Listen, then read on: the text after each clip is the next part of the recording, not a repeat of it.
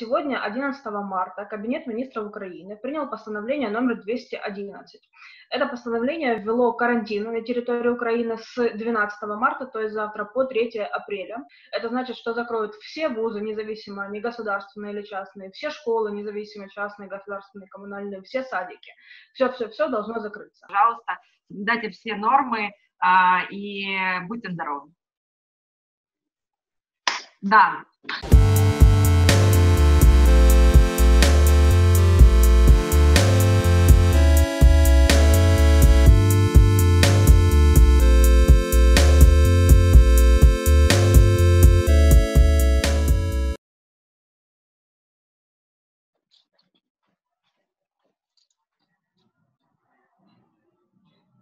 Окей, все. Рекординг. Я думаю, что мы можем начинать. Давайте начинать, наверное. Давайте. Let's start. Меня хорошо слышно? Ребята, вы меня слышите? Are there only 3 people?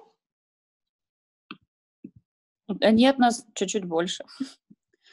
Нас 4. Так. 3, 4, 5, 6. Уже видно мой экран, да? Нет, сейчас ждем. Видно экран, нет? Во, видно. Да, уже да. Видно, люкс. Значит, идем. Давайте сейчас зайдем в слайдики.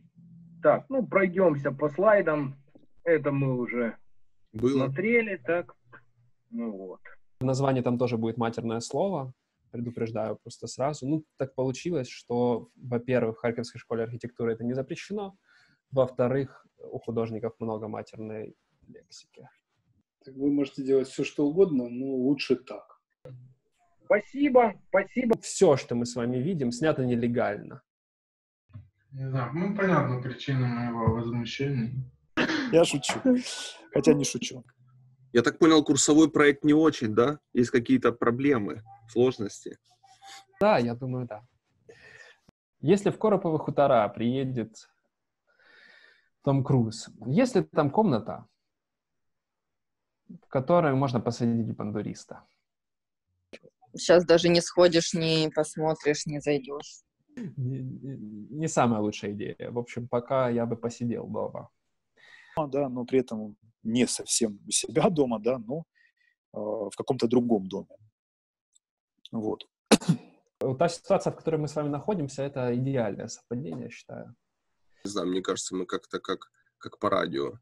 Тот факт, что тебя все время записывают, повлиял на тьюторов, и почему-то кажется, что лекции стали более качественно подготовленными.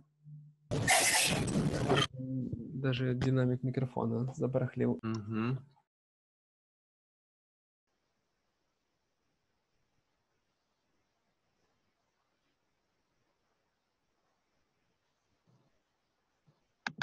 Я, если честно, достаточно радостно встретила карантин.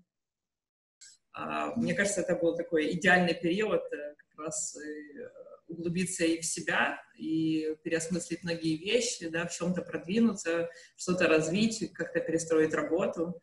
Да, мне кажется, это время оказалось очень продуктивно, и каждому из нас помогло открыть какие-то новые открытия. Вообще обалденно. Я изменился в лучшую сторону, я считаю. Просто очень положительно. Я обожаю карантин. Карантин? Да, честно... Первый месяц прошел вообще легко. Конечно, плохо без спортзала. Он думает, что очень сильно весело. Ты чувствуешь какую-то ущемленность, в общем.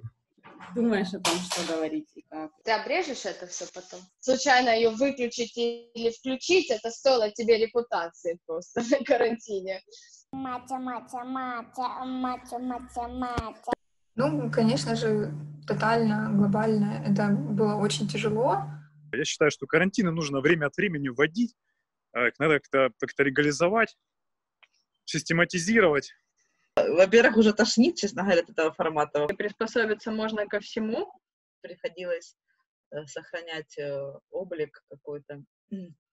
Начиная с 10-й конференции, я просто стою, слезаю с кровати и так, как есть, и разговариваю, слушаю уже. Ну, ты в кадре, как тебя видно? Тебя, то есть, видно по грудь, по пояс, и, скажем так, в общем-то, все равно, что внизу, да?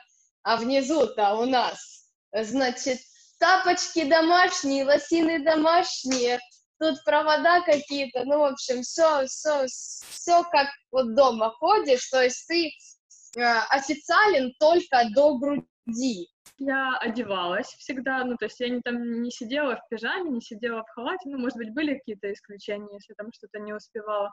То есть я обязательно, как будто бы я куда-то иду. Ну, для меня, если я не иду на улицу, одеться, это вообще непонятно зачем делать, ну, дома. А так приходилось одеваться. Вот сначала я старалась, подбирала там себе какой-то нейтральный цвет, чистая там выглаженная футболка или что-то такое, а потом уже и неважно, мятая, грязная. Какое-то минимальное количество одежды на себя надевала, там... Кофта, и все. И все. Я готова к зуму. Сижу, разговариваю на паре, показываю проекты, тут бабушке вдруг приходило в голову пойти пожарить себе кровянку, то она это делала. Ко мне проявляют заботу и приносят еду прямо во время конференции, если вдруг я не успеваю, там и чаек, и супчик, вот. Поэтому с этим проблем нет. Поэтому прямо во время конференции я очень часто ем. У меня не было там каких-то вкусняшек, которые я подъедала во время зума, там, еды. Утку достать, там ее как бы напихать яблоками, да, во время обеда между зумами. В основном я ничего не ела и не пила в эфире, поэтому нет, не это. Нет, мне кажется, какая-нибудь утренняя чашка кофе, которую ты приготовила, выпил вечером ледяную, это, наверное, единственный предмет. Ела регулярно, да? Завтрак, обед, ужин. Примерно первый месяц раз в 3 дня жарила шашлык. Просто колбаса порубанная, просто помытые целиком огурцы с помидорами, ну, там, чисто это было перебиться хоть чем-то, чтобы дожить до конца партии. Замолчи, пожалуйста, извините, вы это вырежете потом. Конечно, вырежем. Там было такое, что нельзя записывать для студентов. Нам не нужен шок-контент, нам нужны только честность и разные случаи, разные точки зрения на этот карантин. Да.